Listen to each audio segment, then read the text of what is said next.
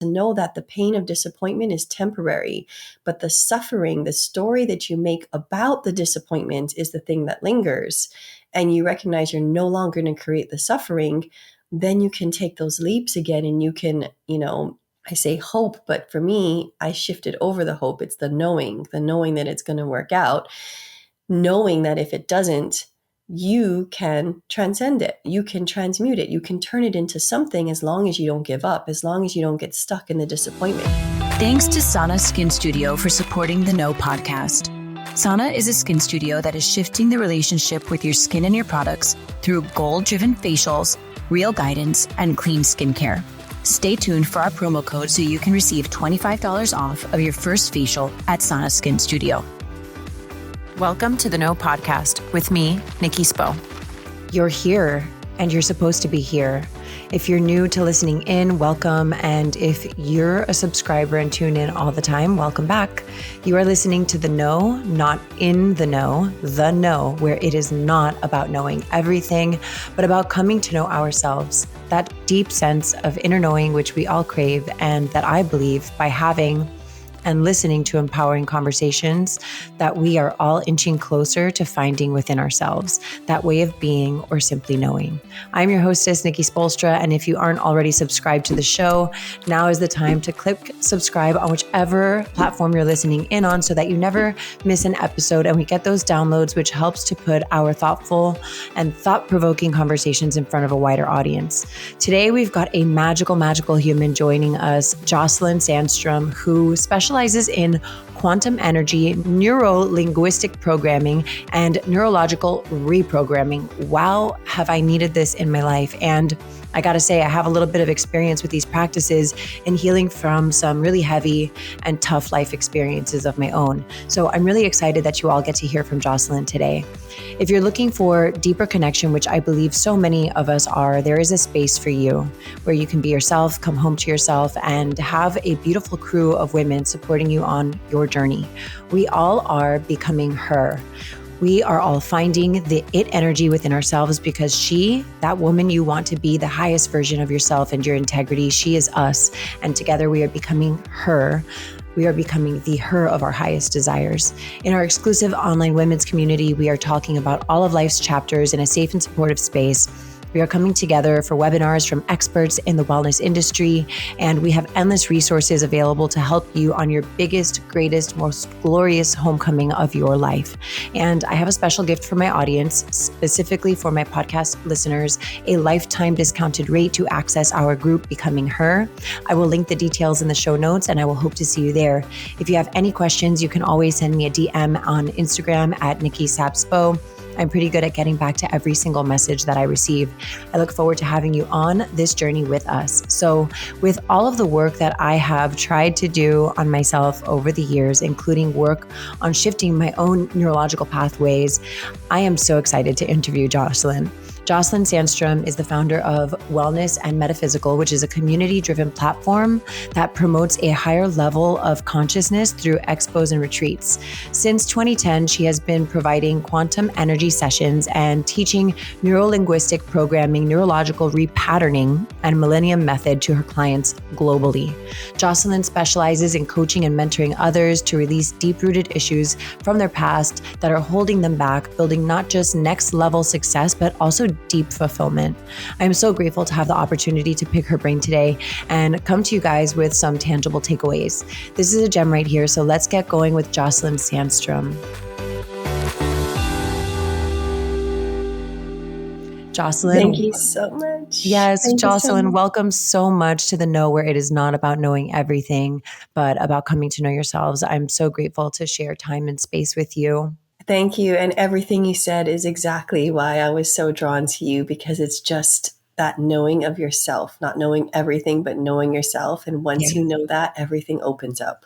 It's really special. And I think a lot of us, I think we crave it. And I don't even know that we realize we're craving it, because for me personally, I was like, oh my gosh, what's missing from my life? Like there's something, like there's a pull, but I can't identify what it was exactly. And over years, I came to understand it as my own inner knowing. Now, Jocelyn, your bio is super impressive, working with some of the world's biggest luxury brands and appearing on the cover of some major, major magazines. You're in the business of helping people through your practice, Wellness and Metaphysical. What has been your journey of creating your business, and why are you so passionate about it? Well, for me, it all started in about 2003 when my mom got sick. And before that, I was on a completely different track. I didn't know anything about any of this. And when that happened, I knew there was a holistic way to be able to help her without the medication, without the side effects. And so that's when I certified in NLP, neurological repatterning, hypnosis. And then I went down the path of the quantum energy, quantum physics with Millennium Method, and all of that helped her to get out of her, helped her to heal.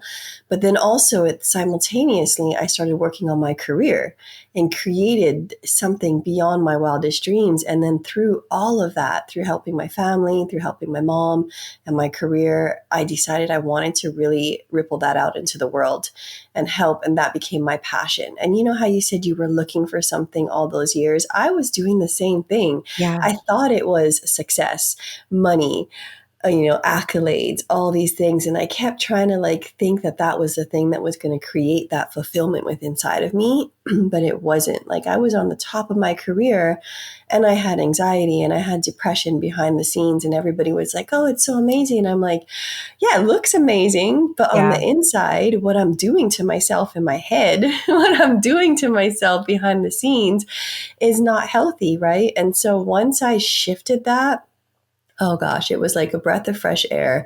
The answers are always within us. We keep looking we keep looking on the outside, but it's always been within us. And the more we get to know ourselves, the more we get to live our most authentic truth, that fulfillment is so incredible. And then the byproduct of that is success, money, accolades, but it's not what it's about. So, I'm listening to you and I'm thinking about a younger version of myself that would have listened to you and someone like you and someone like me saying this. And I'd be so annoyed. I'm like, oh my gosh, look within. What? Yeah. I can't even look within. And if I'm looking within, I don't even know what to see. It's empty inside. Mm-hmm. I am dead inside. The me of years ago was so hurt and in pain and empty. And there was a point in my life where I was like, I don't have a purpose. I don't even know what my purpose is. So when you say things like, look within yourself, I now know what you mean. After years of working on this, I now know. But how do you break that down for people who don't, who are thick in the loneliness or thick in the emptiness and thick of I'm looking inside. Hello, I don't see anything. There's nothing in here. There's just this big dark void of nothing, because it's really frustrating to be in that space. And as you talk about that, I also want you to break down what some of those practices are, because I know what some of them are, but I don't know what all of them are. So first, what's your advice to people who are sitting on the edge of this that are I'm trying to look within, girlfriend, but I'm not seeing anything? I totally hear you, because I was also in that same spot. And so, that's why we can relate, because first of all, we weren't raised for self-validation. We were raised for external validation. And so we spend our whole life trying to fit in, trying to prove, trying to please, trying to say, keep checking, are we on the right track? Even as adults, we'll be doing things and then we'll keep constantly checking outside of us. Are we on the right track? Are we on the right track? As who? And whose track? Right. You know what I mean? And that's why we were empty inside. That's why I had so much anxiety and depression, because I was what everybody wanted. I had everything, right? But I was doing it in a way that fit their boxes, not my box. And so I had spent my whole life doing that. I didn't even know what I desired.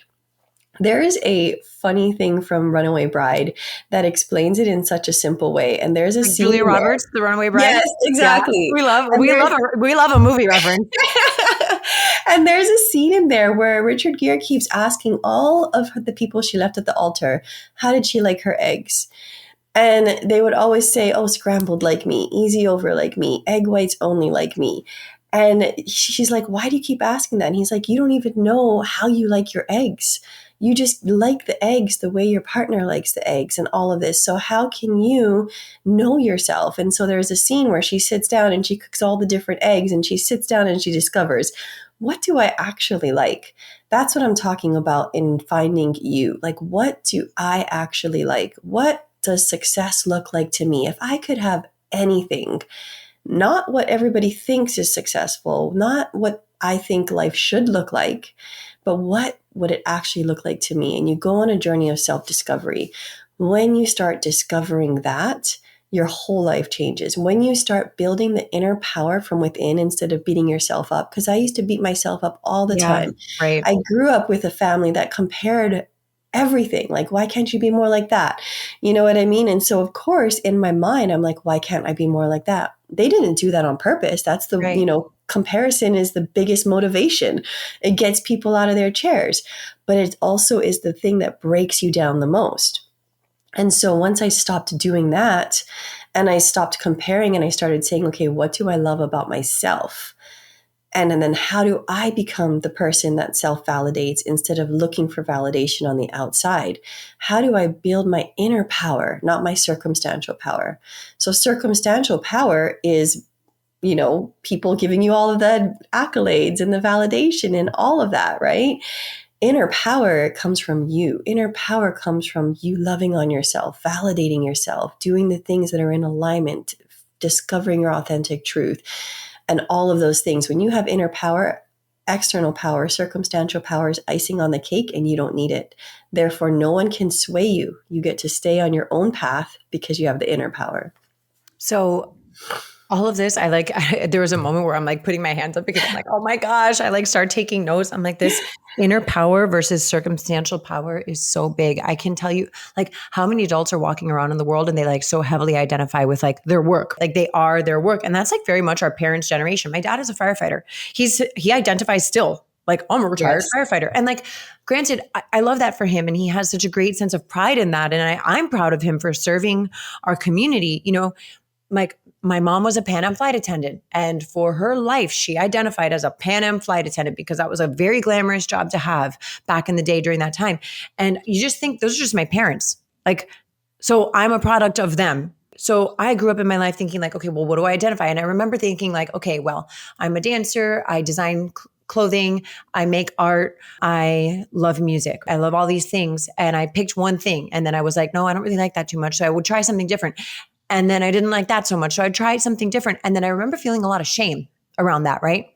Because you're supposed to pick one thing and be good at that one thing and then do that whole thing. And so, like you said, it's not our parents' fault, but we are a byproduct of our home lives, of our childhoods, of our experiences up until this very, very moment, right? Until somebody is literally listening to this podcast, maybe where this is changing the way that they think about things. Now, I think it's hard. As a parent, I'm okay, well, I teach my kids to not quit at things, be resilient. If you start something, we're going to finish it and then we can reevaluate. We teach competitiveness. We try to teach intrinsic value, right? At what point in your life, because you have to teach children morals and principles and values. Those things are very, very important.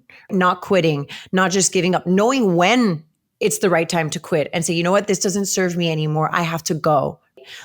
I'm divorced. I don't look at myself as a quitter. I left a situation that no longer served the people involved and the family unit. I do not view myself as a quitter, but I also knew when the right time was going to be. Where generations before us would just stay and experience hardship and hardship and hardship and hardship. And people do that in their work life and people do that in all kinds of relationships. At what point, Jocelyn, are we saying, okay, we're teaching our children values that are very important. We're teaching them systems.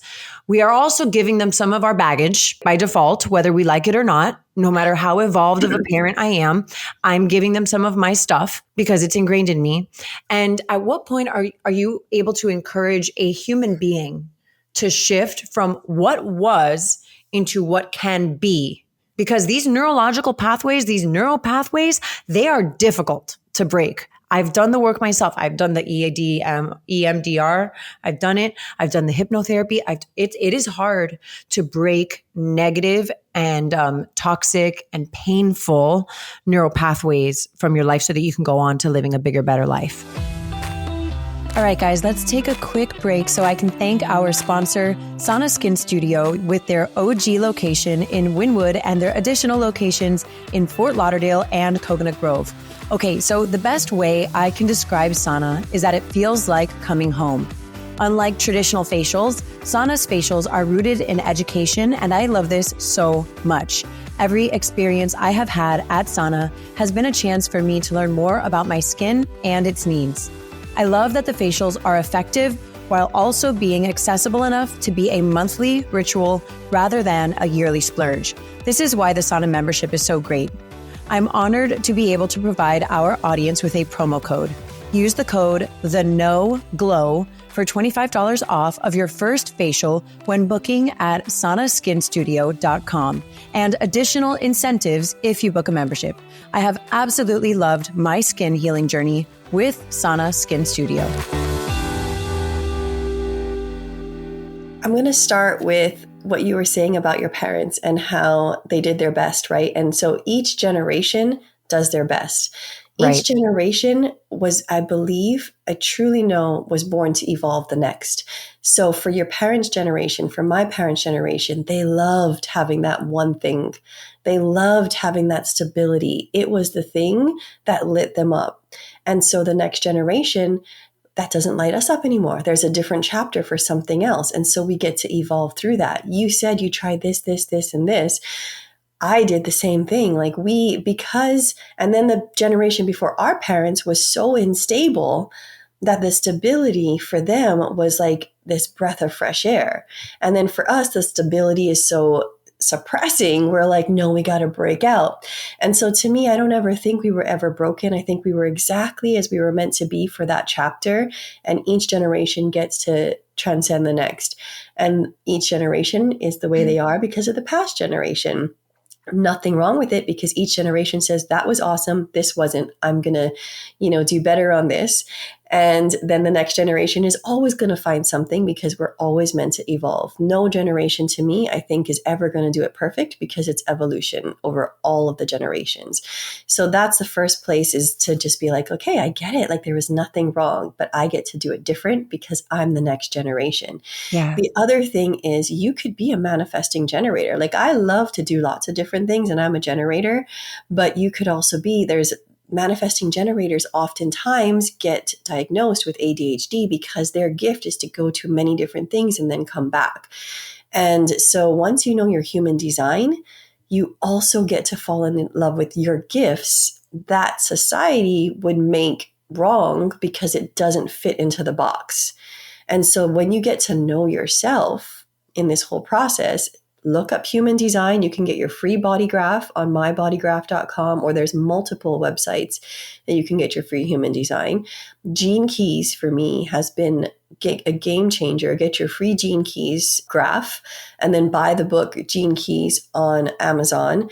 When you can discover yourself, one of the first things that I found out from that was that I was a 1-3, which is 3 is the phoenix. And so they call it the martyr, but I call it the phoenix because we go through fires. And so, but we're resilient. And so before I knew this, I used to think, what's wrong with me? Why do I keep going through these things? Why do I have to keep learning the hard way? All of these things. Once I discovered I was the phoenix, and that's what I came here to, experience and to grow through, it became my superpower. Wow. I then knew that I was more resilient because of that. I was the cat that always lands on their feet. And so I used it as my superpower instead of thinking there's something wrong with me. Our whole lives, most of us think there's something wrong with us because the system is set up for a certain type of person. But we are all the colors of the rainbow, and we are not all going to fit into that box. And you said the word supposed to. So one thing I do with my clients is I get rid of the supposed to's, the shoulds, the have to's, because yes, you were supposed to fit into this box, but our generation is meant to shatter that box, to be able to live and do the things we desire because we desire to do those things. And the last thing was reprogramming can be hard, but the process that I've created through my quantum energy and through the reprogramming process, it gets to be fun and it gets to be easy and it gets to be a lot faster than the old ways of doing things. once I teach you the process, or once you figure out a process for you, you get the one I teach, you get to do it on your own. You get to learn it. And then if you're driving the car and you start to have anxiety, you can pull over and you can reprogram it and shift it out so you don't have to deal with it. So you don't have to always go and see someone. I think it's hard when you always have to go and see someone all the time, because then you have to make an appointment. You can't do it on the go when you're in it and when you're like, okay, yeah, this is the moment I get to shift it out, right? And it becomes hard when you have to wait for something, when you can't just do it in that moment. But if you are like, you know what? I don't desire, like I feel this emotion. I don't desire to have that emotion anymore. I'm going to shift it out and I'm going to move it forward. So I have definitely felt that way. Like I did years of talk therapy, and for a while that worked, because like I didn't understand why I was the way I was, right? And I was able to uncover some really powerful trauma that happened in my life through talk therapy and address. I'm like, okay, this is why I am the way I am. But like now what do I do with that? And then I started doing some DBT, dialectic behavioral therapy, and I found that for me gave me a lot of tools to implement in real life. And I think that that's what a lot of people are missing from their coaching or their therapy experiences, is that like, what are the tools to take with you? Like, what do I do in the moment? Like, it's all great if I could go to a therapist once a week and talk it out, but like in the moment, what do I do? I am having a panic attack. What do I do? I'm having anxiety about XYZ. What do I do? Yes. And also on your, I want you to talk a little bit about what that process is, but a note on like, when you said the should and like all of these words, these are shame words. These are like words that are rooted in like shame. Like I should be doing this. Says who? Says who? Mm-hmm. You know, I was going through something recently where I was talking with a friend about the fact that I don't want to blend families. Like I don't want to, if I were to remarry, I'm not interested in blending families. That's how I feel right now. Maybe that will change down the road. I don't know. Right now, I'm like, I'm not interested in bringing another man into like the mix with my 3 children. Okay. So the conversation said, well, but you want to get married someday. And I'm like, yes. And they're like, but then how can't you do, why can't, but then how does that work? Because you're if you get married, you're supposed to then mix your kids with their kids and do the whole thing. And I'm like, says who? Says who? I'm like, and that started a conversation like in a group setting where I'm like, can a couple be married on their own terms, where maybe that doesn't involve children? Oh, but that's what it's supposed to be, because society says that's what it's supposed to be. And I'm just giving that example because it's a tangible one from my own personal real life experiences. That is just one tiny example. And it might be a big one because we're talking about like a concept of marriage. Mm-hmm. But this is happening in everything that we do, in the way that we walk, in the way that we dress, in the way that we style our hair, in the way that we talk to our children, in the way that we talk to other parents at school, in the way that we interact with other coworkers and employees and colleagues. This is happening all the time. So what is this quantum energy that you're talking about? Because for the people who are listening, like, and for me, myself too, sometimes I'm like, this sounds woo-woo. It sounds not real. I'm like, I believe it. I have a deep and meaningful connection to the universe, source God, as I understand God, source, universe. But a lot of my thought process is woo-woo as heck. Heck, I tried to say heck and hell, and then I went with heck. So I was like, hell. Like a lot of my thought process is woo-woo as heck. And I'm like, when I hear myself talk about it sometimes, I'm like, this sounds bananas. This sounds crazy. So let's break it down and make it a little bit more tangible for people. Okay, so first off, anything that's ever been innovated was done in a way that wasn't supposed to. Like what a thought. Wait, say it again. Say it again. Anything that's ever been innovated was done in a way that it wasn't supposed to. We broke the norm. We shifted. You look at, if you just use the example you did, back in the day when our ancestors, our parents had one career. Yeah, for the rest of they had one job. My dad worked in his career for 43 years, right? And that was their thing. And here we are going and doing all these different things because we're evolving the world. If you look at it from their perspective, we're not supposed to do that. But if we don't, the world is going to stay exactly the same. And so anything that we are getting from our gut intuition is, to me, the thing that we are meant to come here to evolve the world.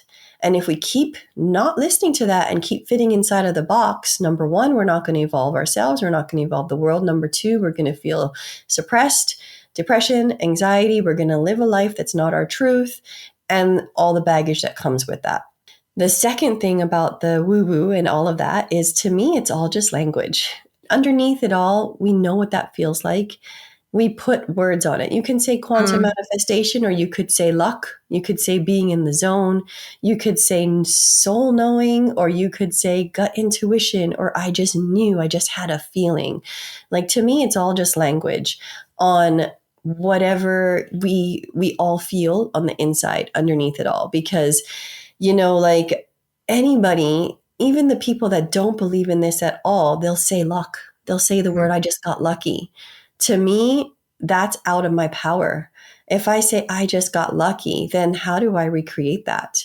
To me, I call it quantum manifestation, because I know that the more that I do these things and I get in the zone and I'm in my most aligned truth and I listen to myself versus my shoulds and my have tos, I know stuff is going to drop in out of the blue more and more and more, because it has, the more that I do this work. So to me, it's not the language. To me, I use the language because that's just something that makes me feel good. So you just decide, what does that language look like for you? And then utilize that within yourself. We're all here. There's a million, I don't know how many words. And so there's so many different words for so many different things, so that we can use the things that resonate with us. And so for me, the woo-woo stuff, yeah, it can sound woo-woo, but to me, okay, so this is funny. So when I first started doing Millennium Method and my quantum physics, which is my quantum physics-based modality, my husband, he was like, oh, okay, you're just playing with fractals. Like, okay, that's interesting. But every time I started to work on something and it happened, he was like, that's a coincidence. I'm like, it's not a coincidence. I would do it again. And it's so much so that he was like, holy cow, what's going on? And he took all the classes. Same thing with my dad. My dad hated everything spiritual. Like, spirituality to him was like nails on a chalkboard. If I used any of that language, it freaked him out and he'd flip out and he just would not want to talk about it. Now, if something's happening, he'll be like, hey, go do what you do. I'm up, like, so he was up for a promotion. He's like, hey, go do what you do. I'm up for a promotion. And I was like, okay. And then he got it. And then he's like, okay, hey, go do what you do. Mom's up for promotion. And then she got it. And so now if something happens, he'll be like, hey, I don't know what you do, but just go do that thing because this is happening. So people that are still uncomfortable with it can recognize that there's something here, and it doesn't have to be woo-woo. It doesn't have to be this language. It's just like, do we want to change or not? Are we willing to put our judgments aside to just recognize that there's something that we can do that can change this reality? And so that's kind of like the main thing on that. Yeah. I was recently talking with a friend.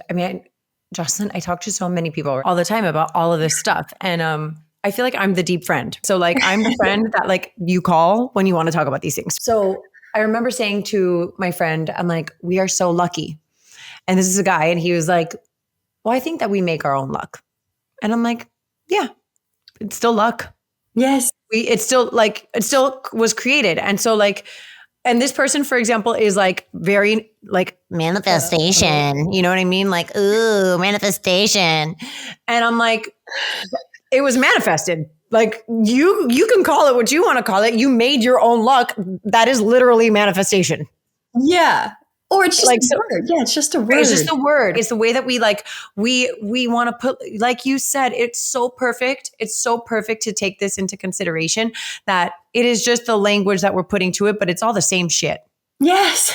It really, truly like is. You said, God, universe, divine. Like I say that all the time, like it's just source, like whatever we want to call it. We know there's something underneath, but we like the words don't matter. And if you get caught up on the words, you're blocking yourself from feeling and living this life. Just turn it into what feels right for you.